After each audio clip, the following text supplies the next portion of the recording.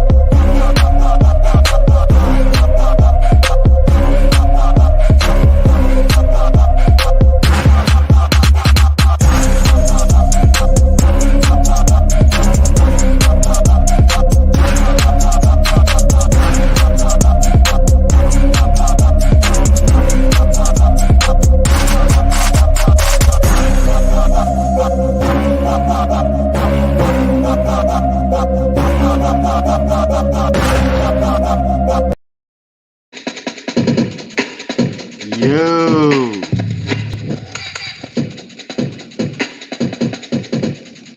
What it do? We are back.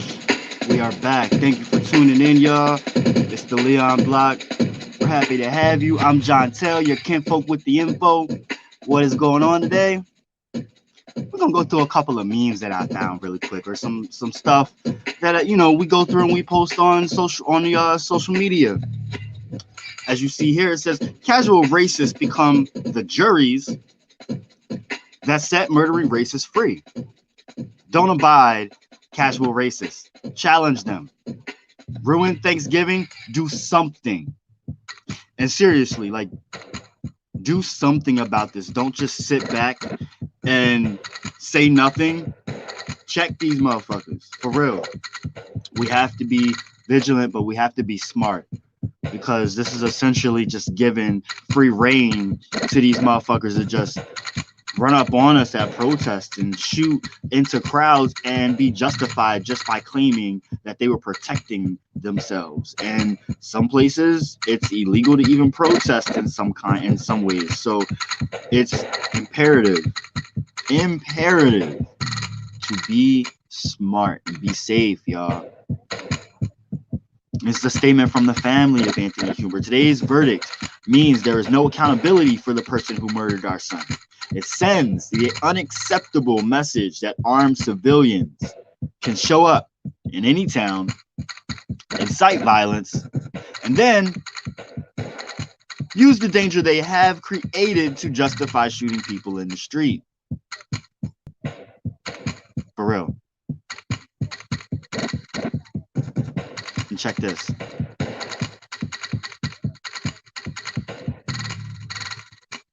That's super facts right there.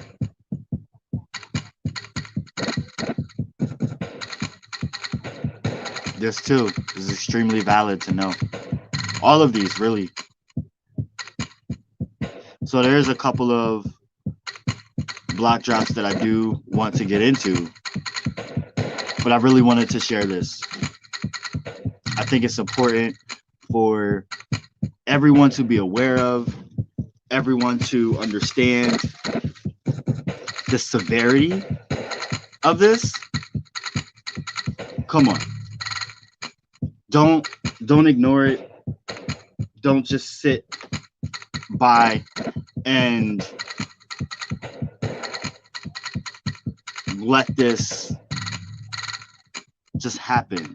I'm not saying be angry and be upset. I don't want this to get to you. Don't let it consume you. But just be aware that there are people out there that just don't want you to exist. And it's been this way. But this, now they have free reign to just do as they wish. So if you do happen to be out there, please be safe. Please be safe. So there are some things I do want to get into, a couple of block drops for y'all asses. So the first one is University of Maryland was slammed for separating Asian students from students of color in a graphic. Yeah. You heard that right. Oh man, this is only going to amplify, y'all. For real, the University of Maryland is facing backlash after an administrative graphic separated students in two categories: students of color minus Asians, and white or Asian students. What the fuck? What the hell? This is really strange. Like, this is really strange. I don't even know what to say about this. The graphic was part of a presentation by University President Darryl Pines, who was sharing the incoming classes diversity data with the student body senate. The school says it intended to highlight students who have been underrepresented on campus. Data on the slide spanned a 5-year period, including information like UMD's total number of applicants with average SAT scores and grade point averages. But a point of contention for some students and a larger audience on Twitter is the race breakdown of yearly incoming first years. Numbers listed under the students of color minus Asians category were meant to represent the students with the lowest historical presence at the school, and it did include some Pacific Islanders. The data in this specific section was intended to show student populations that have historically represented 11% or less of the campus community. Students said the graphic perpetuates ideas like the model minority myth, which claims that Asians are inherently successful and close to whiteness. It also erases distinctions between groups within the Asian American and Pacific Islander umbrella, many of which are generally lower income and underserved. As the debate continues online, the university clarified that it does include Asians when describing students of color in data or otherwise. Interesting. You can check that link out to that article in the comments, whether you're on Facebook or YouTube. Definitely check it out. This one I think is really interesting and definitely something that is worth bringing up. Mark Zuckerberg's metaverse, as we all have gotten wind of. If you look at the little bottom of the screen, if you're on Facebook, it'll say Meta. And we did a podcast with Tony Dasher the one day, and he kind of broke it down, him and Joey actually, and explained what Meta was, because I didn't know. Mark Zuckerberg's metaverse could fracture the world as we know it, letting people, quote unquote, reality block things they disagree with and make polarization even worse. And you know what? Just with the title of that article, I can agree. Could definitely agree with it. The so-called metaverse could give us our own virtual echo chambers and tailored realities. If advertisers and third parties could inject someone's virtual world with ads and overlays unique to them. Experts said the result could be a fractured reality where we all exist in different worlds. I don't know. I'm not with this, y'all. Like, Insiders say, now check this. GoFundMe explains why it removes fundraisers for Kyle Rittenhouse's legal fees. GoFundMe said it removed hundreds of fundraisers that supported those charged with violent crimes in 2020. Now that Rittenhouse has been acquitted, GoFundMe will allow all future fundraisers to cover his legal fees. In the wake of Rittenhouse's full acquittal, GoFundMe explained why it removed online fundraisers for the teens' legal fees last year. GoFundMe's terms of service prohibit raising money for the legal defense of an alleged violent crime. The statement went on to say that once charges of violent crime were brought against Rittenhouse in 2020, the company removed any active fundraisers that were started for his legal defense in compliance with their terms of service. If anyone with those charges were to be acquitted, a fundraiser started subsequently for their legal defense and other expenses would not violate this policy. Wow. A GoFundMe fundraiser to pay lawyers, cover legal expenses, or to help with ongoing living expenses for a person acquitted of those charges could remain active as long as we determine it is not in violation of any of our other terms. And for example, the purpose is clearly stated and the correct beneficiary is added to the fundraiser. Since Rittenhouse was found not guilty on all charges against him on Friday, GoFundMe will allow any future fundraisers started to raise money for his legal fees. Remember, the teen has been charged with fatally shooting two men and injuring a third during civil unrest following the August 2020 police shooting of Jacob Blake in Kenosha, Wisconsin. And he testified at the trial that he fired in quote-unquote self-defense, and he was acquitted of all charges. That article is in the comments as well, so if y'all got some gripes about that, let me know how y'all feel. Like and subscribe, comment, share. Let me know what y'all think about this, and let me know, like, y'all should hit up GoFundMe. Like, what the fuck? That's some bullshit. Check out the article I posted last night about the miscarriage of justice in Kenosha. It's a really powerful article. And dang, I lost mine. It's a really powerful article that I think sheds a lot of light to this situation, with a lot of light on a lot of different layers of the components that make up this story. That's what I'm trying to say.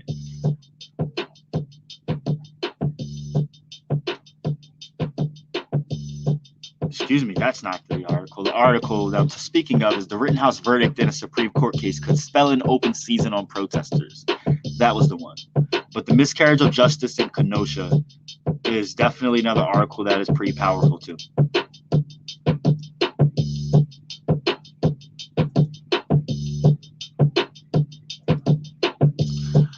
So this one I found, like, just like we're seeing with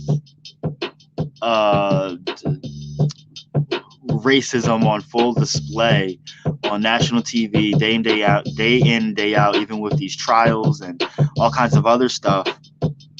We've seen it in Washington as well. So GOP Senator John Kennedy uses Red Scare tactics to discredit Biden's Treasury nominee. A Senate debate over President Biden's nominee came to become a top banking regulator turned acrimonious Thursday, after Louisiana Republican John Kennedy accused her of loyalty to the Communist Party of the former Soviet Union. If confirmed, Sal Amarova would become the first woman, first immigrant, and first person of color to serve as comptroller of the currency. Amarova grew up in Soviet Kazakhstan and came to the U.S. in 1991. As a child, she was required to join a Soviet youth group that became the basis for Senator Kennedy's questioning. And he said, "I don't mean any disrespect. I don't know whether to call you professor or comrade." Wow. And so Ms. Amarova said, "Senator, I'm not a communist. I do not subscribe to that ideology. I could not choose where I was born."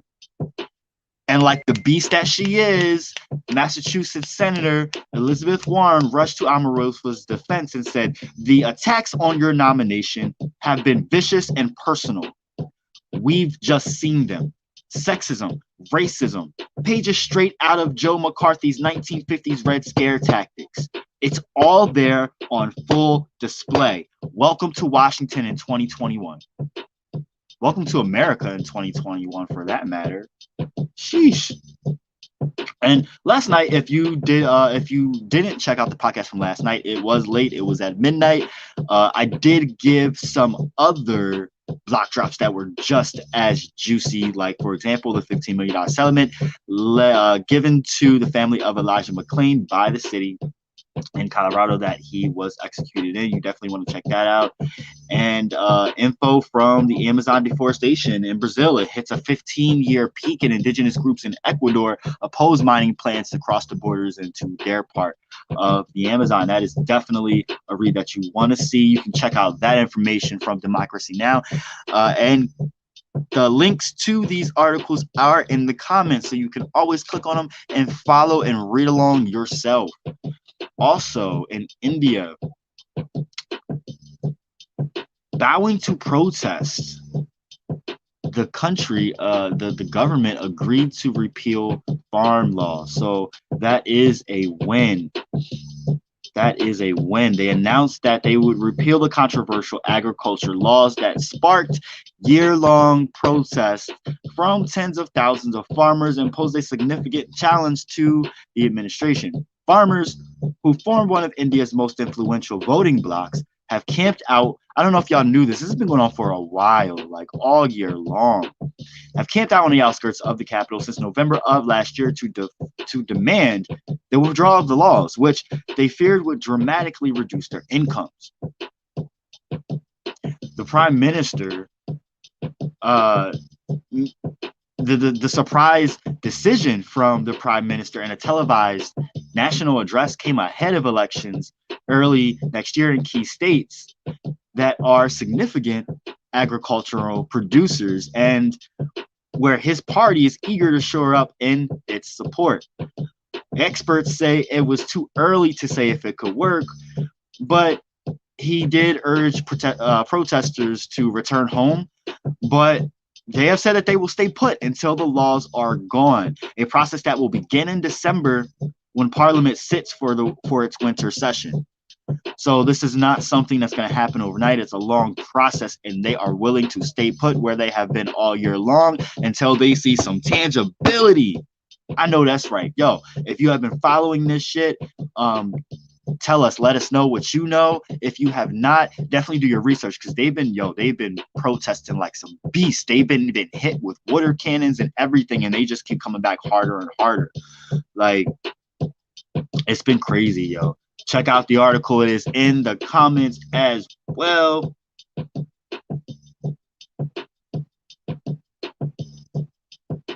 And I want to get into something else real quick. Y'all remember this? Yeah, I do. I remember that. I watched it. So I know it was a long time ago for some people. For me, it still kind of feels like yesterday. But there's layers to this that I want to shed some light on. And an article just came out about it that there is talking about a documentary that is going to come out shedding light on this anyway. So we might as well get into it and talk about it, right? Well, one thing I am very keen on always being knowledgeable of and talking about and very knowledgeable on, I would like to brag and boast about, is the fact of pinpointing music artists, especially Black music artists' career, and how it is in direct contrast to other artists and how the trajectories are completely different, and a lot of claims and facts and examples to back that up. But this particular example speaks about how Justin was given one means of treatment, and Janet was fed another means of treatment. So Janet was 38 in 2004 when this happened. You know what I mean? So she already had one of the longest and most successful careers ever in pop music history. Yeah, Demita Joe, the album that she released after the infamous Worldwide Malfunction underperformed. But the documentary that this article is based on goes to great lengths to document the many ways in which the industry systemically distanced itself from Janet Jackson while simultaneously embracing the white man who had an equal role in the incident. But to claim that her halftime performance torpedoed Janet Jackson's career, Janet Jackson has a different trajectory than others at this point in time in her career. So it's different. You would be miscalculating her previous achievements and the limited world she had left to conquer at that time. More importantly, the idea denies Jackson of her own agency. Jackson's entire career has been about control. Hence the name of her monumental 1987 album, the one that she recorded right after kicking her dad out of her business affairs. Ever since that album, Janet kept a firm grip on her creative projects, and she built her reputation on the principle that she was the only one who controlled her. And by denying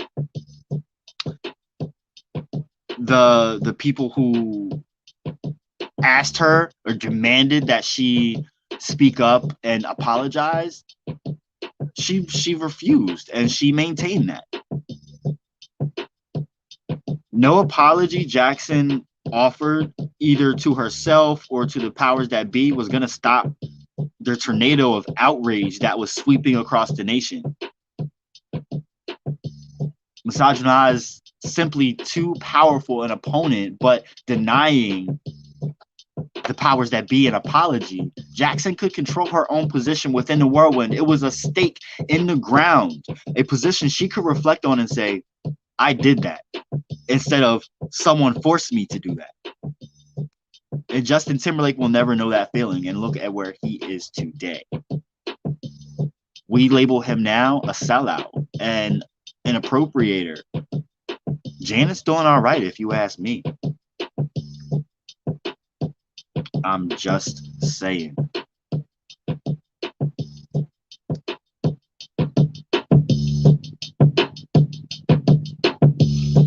Today is November 20th, which is also known as the Transgender Day of Remembrance.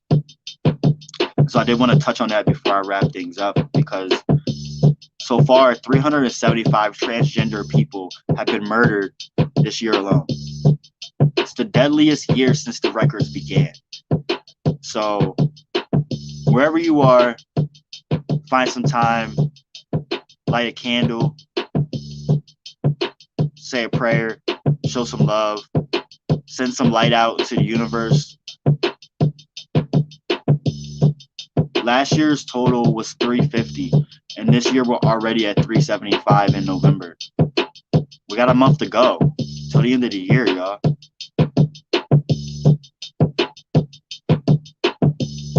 It's crazy.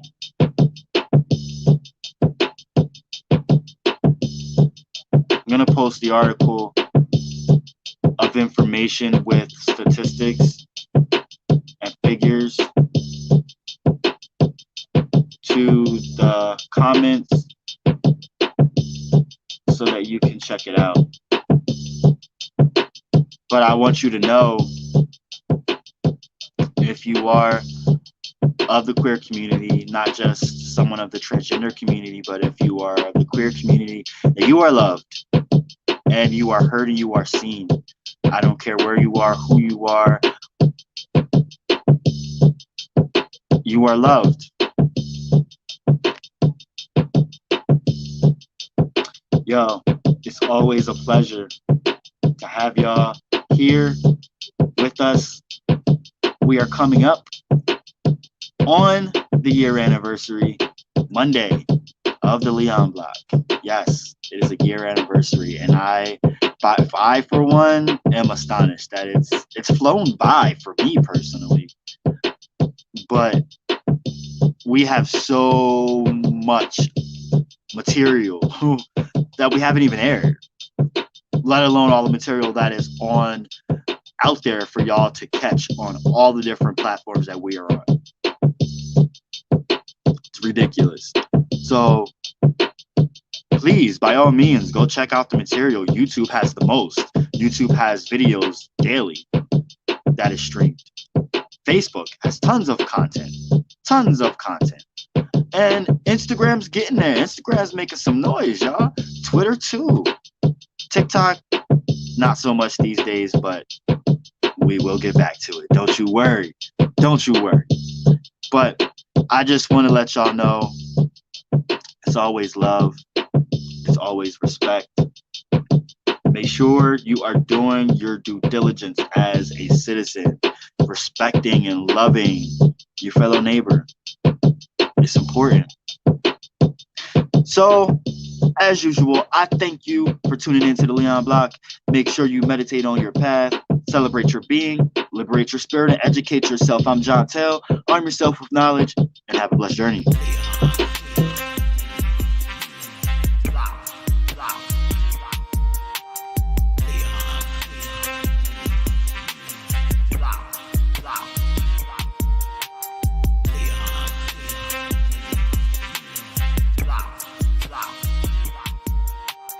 Leon.